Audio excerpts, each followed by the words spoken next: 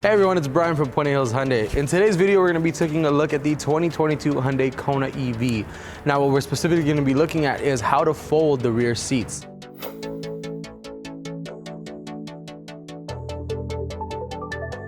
All right, everyone, what we're going to be looking at right now is how to fold these rear seats.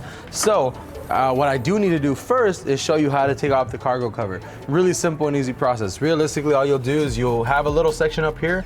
You're going to pull this off of it.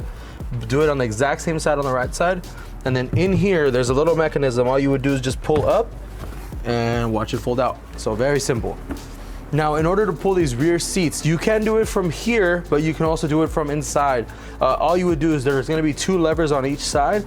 All you would do is you lift it up and push back, and it'll fold down for you. Now, as long as the rear or the front seats aren't too far back, it can actually fold pretty much straight flat.